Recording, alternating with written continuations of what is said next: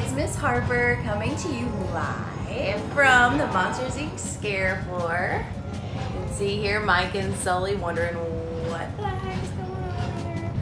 But anyway, so I'm here to teach you a little bit about unit rates and rates. For those of you that are interested, that is 6.RP.2 on our Mississippi State Standards. And if you're wanting to reference anything, we are using the Pearson Envision workbook for our practice problems. And if you're one of our students, you can also follow along in your interactive notebook. So those pages for that would be your what are rates notes, in addition to comparing with unit rates and better deal. Okay, so those notes look something like that. All right, if you're all ready, let's get started. Hey guys, so we're going to start with this question right here. Now it's question number 7 for the 6.RP.2 practice problems in your workbook. And it says select all of the quantities that describe a unit rate. Now, a unit rate just means per one of something. Okay, so a unit rate literally means out of one. So that means a unit rate is going to be something like price per pound or cups per serving, price per gallon. Those are things that are unit rates. So let's look, it says select all. So that means select all is telling us that we're going to have more than one answer here. So it says Mark bought 1 pound of grapes. Now, he bought 1 pound of grapes, but we're not given any kind of a rate here. There's no price per pound or anything like that. So that's just a statement. It's not really a rate because we don't know how much he paid for it. So let's look at the next one. So it says a recipe calls for 3 cups of flour for 1 cake. Now, here's our key here. Okay, it's cups of flour per one of something. So 3 cups of flour for 1 cake recipe. This is a unit rate. All right, so looking down, it says Emma drank 2 cups of coffee per day. So per day, okay, that is a unit rate. 2 cups per day. So that's in 1 day. This is also a unit rate. All right, so Madison had 4 books and 3 notebooks in her backpack. Now, this is comparing books to notebooks here. 4 books to 3 notebooks. That's not a unit rate. Okay, it's more of a ratio because we're comparing 2 similar items, books to notebooks. So that's not really a rate. It's not a price for something.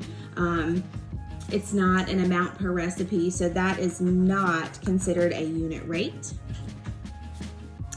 All right, and then the last one, it says Daniel makes $340 each month at his summer job. Now, this is giving us a rate per month. So price per each month, that is a unit rate because we have a price in 1 month. So this would be considered a unit rate. All right, so now that we have an understanding of what makes a unit rate, let's actually look at a unit rate problem. All right, so we're looking at problem number 6 in our workbook. It says Mrs. Katz invited 3 of her friends out for lunch. Now, that statement right there is a little misleading, okay? Mrs. Katz invited 3 of her friends.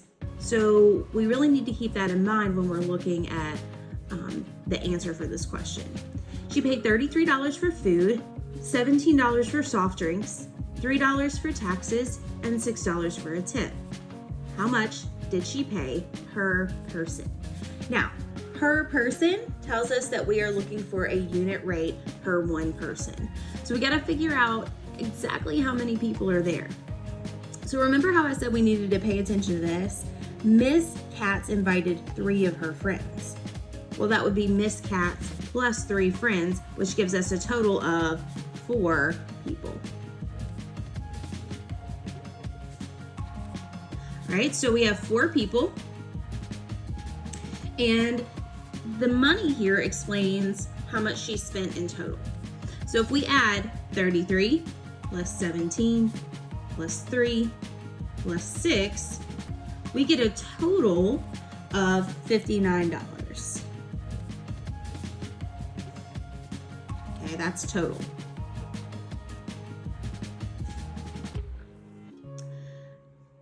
Now, how much did she pay per person?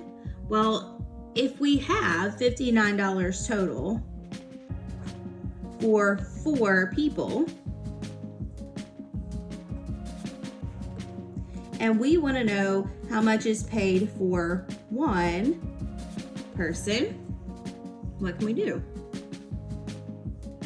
All right, well, I see divide by 4. How do we get from 4 to 1? Divide by 4. And 59 divided by 4 gives us $14.75 per person. So our answer here, $14.75 per person.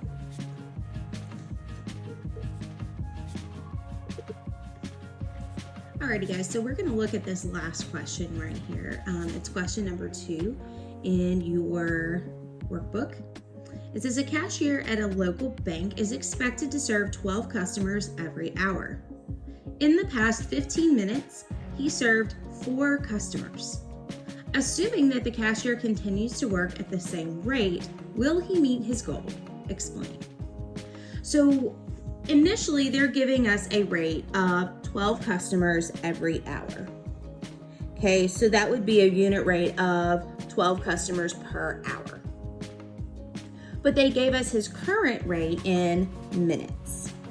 Okay, for the past 15 minutes, he served 4 customers. So they want to know if he continues that rate of 4 customers every 15 minutes, is he going to meet the goal of 12 customers every hour? Now, in order to solve this question, we have to know how many minutes are in an hour. So how many minutes are in an hour? 60.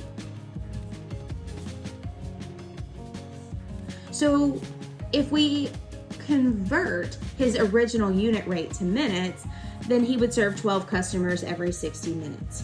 So let's see how we can work that with the current rate that we have. All right, so we have 4 customers.